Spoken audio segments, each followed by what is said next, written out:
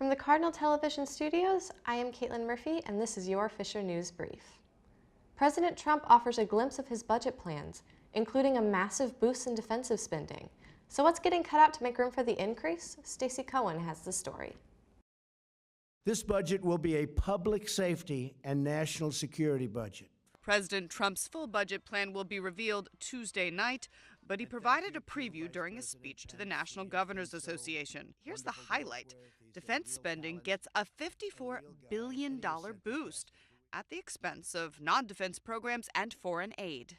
We're going to do more with less. Democratic lawmakers are already fighting back. We don't know where the cuts are coming from, but it's hard to see with this magnitude of cuts that, once again, middle-class people, working families are going to be hurt. White House Budget Director Mick Mulvaney says the president is just fulfilling his promise to keep Americans safe. It's one of the largest increases in history. It's also the number that allows the president to keep his promise to undo the military sequester. Already, the Environmental Protection Agency is bracing for cuts, while Democrats are preparing for a budget battle. We review the strength of our country to be measured, certainly, in the source of our strength of our military, but also in the education of our children, the health and well-being and welfare of the American people. Trump makes his formal budget proposal Tuesday evening during his first address to a joint session of Congress.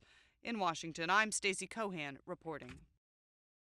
The man accused of shooting 3 men in a Kansas bar last week, killing one of them, made his first court appearance Monday. Ryan Young has the story. The FBI is assessing whether this man should be charged with a hate crime after allegedly shooting 3 people in a Kansas City area bar. Adam Puritan, appearing in court remotely, charged with 1 count of first-degree murder and 2 counts of attempted murder.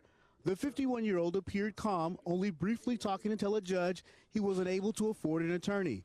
Police say Puritan was arrested after he walked into another restaurant 70 miles away and told the bartender he shot 2 Iranian people. The victims were in fact 2 Indian men who were grabbing a drink after work.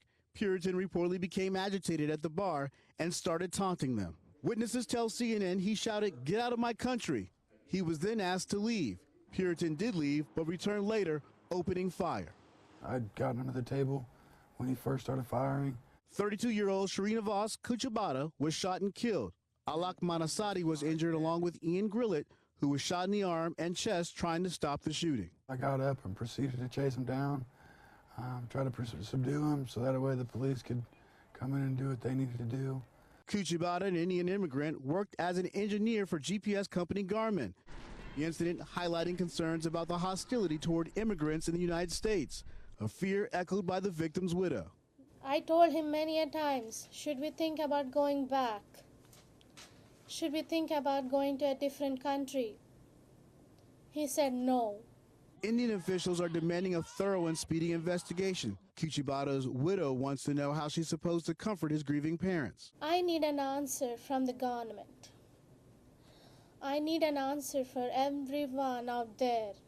The White House has strongly rejected the notion that there might be any connection between the shooting and the Trump administration's sharp language about immigration. For Alak Manasadi, the shooting is deeply troubling, but he still has hope for his community. It was rage and malice in an individual's heart that killed my friend, killed our friend. We are to ask all of you for tolerance of our diversity. Police say Tuesday's car crash at a Mardi Gras parade in Alabama appears to be an accident. The car plowed into a high school marching band before the parade in Gulf Shores, injuring 12 band members. A city spokesman says 4 of them are in critical condition. The car, driven by a 73-year-old man, was part of the event. Police say there is no indication that drugs or alcohol were involved. On Saturday, a suspected drunk driver barreled into a Mardi Gras parade in New Orleans, leaving 28 people injured. And one of New York City's most iconic hotels is closing Tuesday. The Waldorf Astoria has hosted presidents, royalty, and movie stars during its 86 years in operation.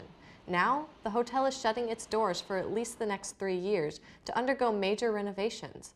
It's unclear what the Waldorf Astoria will be like when it reopens, but it's likely many of its 1,400 rooms will be turned into apartments. A Chinese company purchased the hotel in 2014 for nearly $2 billion.